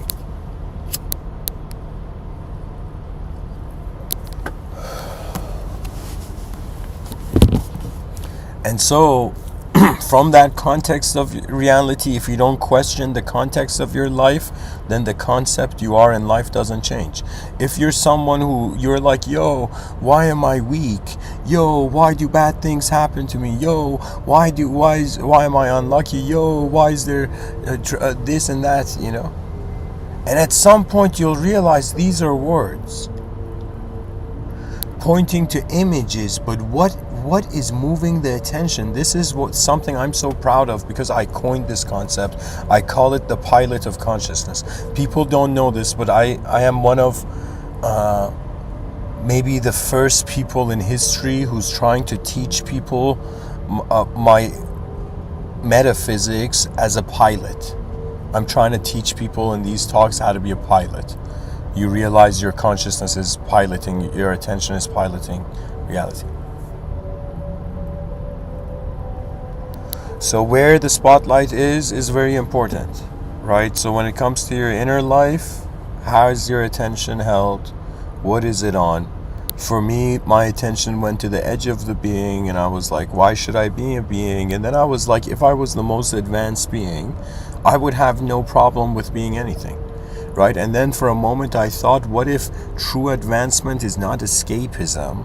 What if true advancement is like a round circle? What if suddenly we realize being a materialist is the most spiritual thing you could do? You know, can you imagine in the future, atheists are seen as like, spiritual elders of, as a sort of, strange science fiction council, spiritual council. Honestly, what it is where attention goes. I mean, that's the thing, right? People don't realize, like,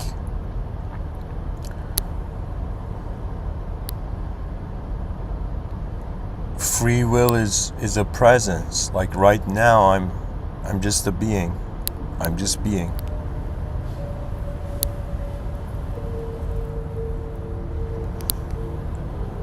And so how my attention moves suggests how reality comes to meaning. You know what it is? It's like, you look at how cool the brain is.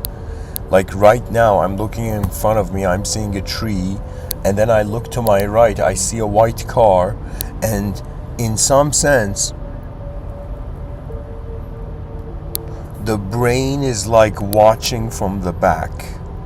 Something is, it's like we know something is, like the definition of the mind is like awareness of awareness, right? The definition of knowing you have a mind.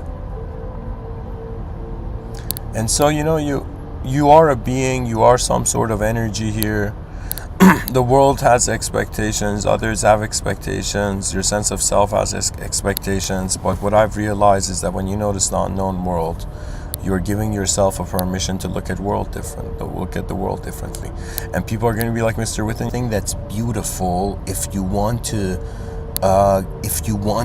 see as much as possible before you can't. Do you know what I'm saying? To me, what knowledge is experience. And now that we're 2023, people don't understand it's the most important historic year. I can't believe I was alive, for 2023. But it's like with websites, like compete with human activity. That means things that we're naturally doing, technology is going to do better than us, and human beings are slowly not going to be doing those things. And so what it is pretty much, this is where the future is headed. The future is headed for the human being to understand itself not as a self character in a story, a noun inside a noun, right? But to realize that it's evolving to a verb. And something that I think even the AI models of the future can't show, or in some sense, you see, it's the transformation of the value. Because to really consider what does it mean to be a human being is like, if you just look like a human being, are you a human being? Let's say in the future, in the far future, we have clones of humans and we have androids.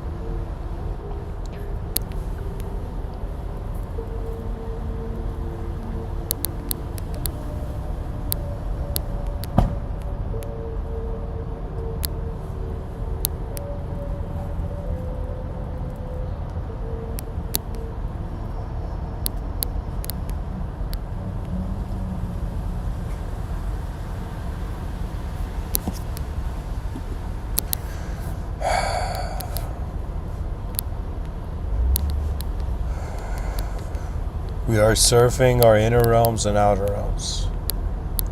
The advanced humanity, it is present. The presence of human intelligence is not something that can die, but it's something that its quality of experience is based on its choice of authority. The reason human beings are superior to other intelligent beings is because we noticed the environment in such a superior way that we automatically became the authority. You know what this means? That means if back in the day, like an 800-pound gorilla was the alpha male, right, and the other gorillas would, in some sense, watch only the alpha male, follow the alpha male. We've reached a time now where it's not enough to just be a physical alpha male. The alpha male dimension has shifted to vision, right? So now what's happening is who is seeing the most, right? That is what's fascinating the human species right now, right? How far are we seeing into what it is that is happening? And some people are like, yo, you believe in fortune tellers? I'm like, buddy, every day we wake up, everybody's trying to tell their fortune. Everybody's looking at their future and trying to sculpt a sort of reality. You know, their desires are pulling them somewhere, but what are you beyond desire?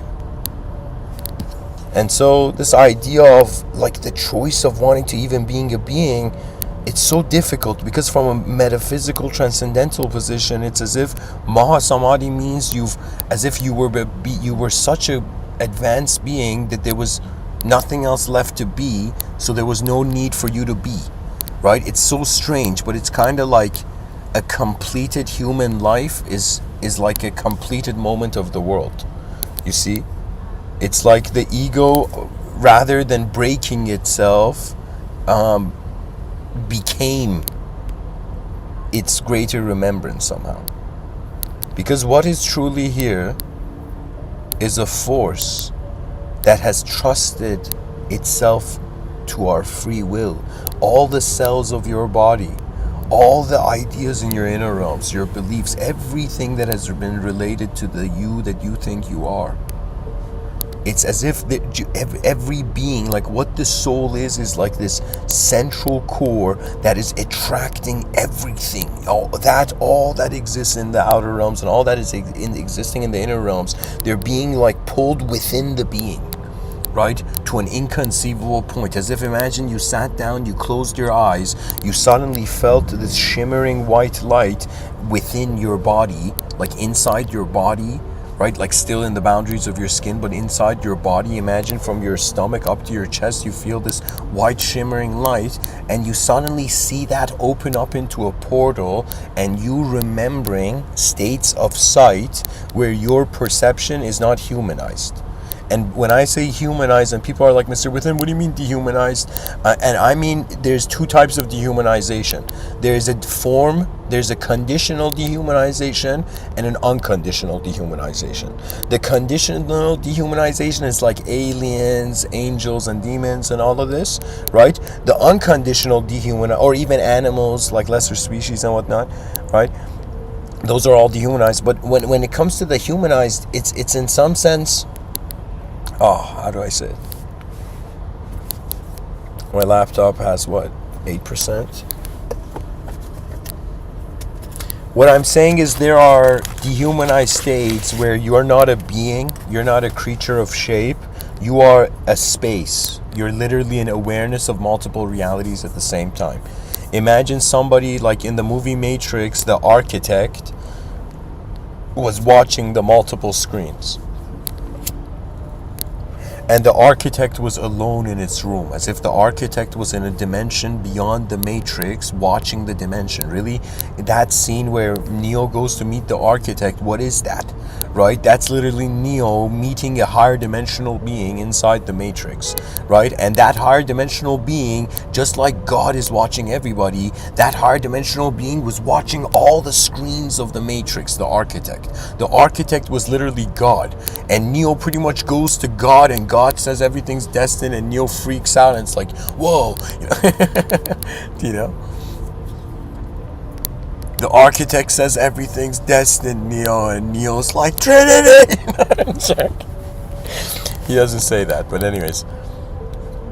So what does that imply? That means the individual soul, the free soul, managed to ascend from the matrix, meet the higher dimensional creator, literally go to Brahma Loka, the architect's room, right? The final heaven. And when he went to the architect's room, he realized that the free will had a freedom as powerful as the original force, right? I'm not saying that people are gods, but it's like, how great is a creation of a god, though? Do you know what I'm saying? Like, if we entertain the religious narrative. And the reason I'm talking about religion, guys, because religion is kind of like a stepping stone for man realizing that he needs some sort of honest interface with the unknown dimensions of reality.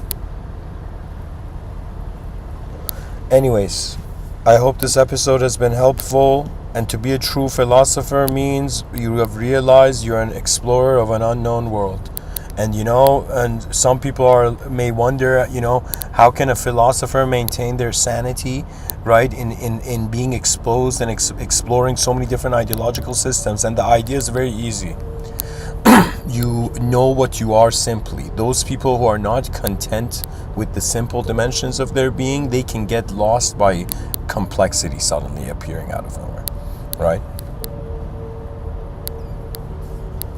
This is why Albert Einstein, I think he said something. He said, if you know an idea well, if you've understood something, you can say it easily, Anyways, thanks for listening. Share, subscribe, like, comment, join.